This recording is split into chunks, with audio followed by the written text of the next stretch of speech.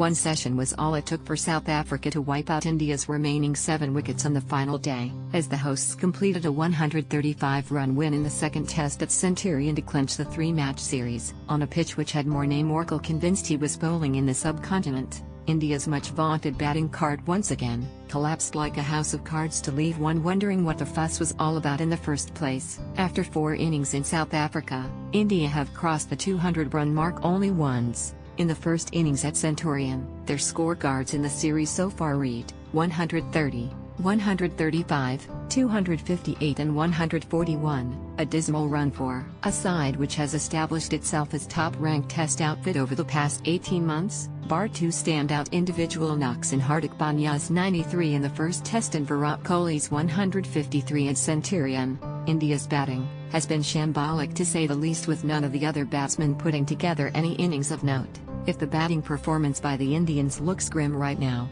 it is not out of the realm of possibilities that the tourists could have very well folded for a 100-odd in all 4 of their innings so far if not for the 2 individual heroics. Kohli and India mentioned that they were not looking to prove a point as they embarked on their first of many tough trials to come overseas in 2018. However, despite what was said in public, there is no doubt that improving their overseas results was the biggest priority for the Indians, having established themselves as the indisputable top dogs in Test cricket following a period of sustained domination at home. Pandya's robust 93 was the only knock of note by an Indian in the first Test. Within 2 tests, the South Africans have exposed all the deficiencies in the techniques of the Indian batsmen. While there is a fine line between defensive and attacking batting, the Indians have been caught in the middle with nowhere to hide. When they have tried to dig in, they have only crumbled after a brief resistance without making any indents in the scorecard, while they have perished more often than not while attempting to attack their way out of trouble. Without any tour matches to prepare themselves for such an important series, India's batsmen, who were roared like tigers back home, have been more like foxes caught in the headlights in South Africa. More than their shortcomings with technique,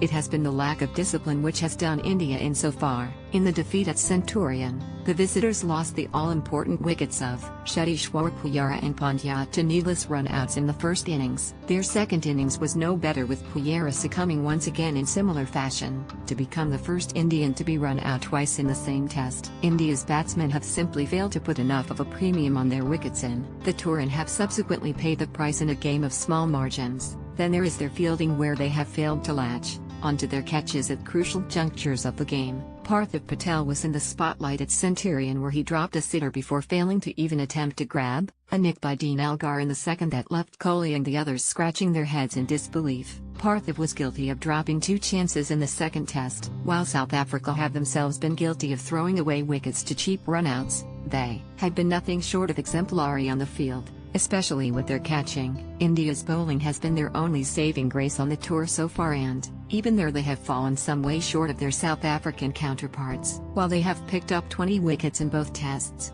they have allowed the hosts to escape from a position of peril in both matches. Questionable selections by Kohli have been the hot topic of debate in the series. India's woes are many, and it is difficult to point the blame at a single department. Having failed their very first overseas acid test now, the warning signs are already looming for the tours of England and Australia to come later this year. With the norm of failures abroad continuing, it will be difficult for Kohli's India to stake their claim as a truly great Test side. They still have 1 Test to salvage some pride, but for now, they are only strengthening the notion of India being tigers at home but duds overseas.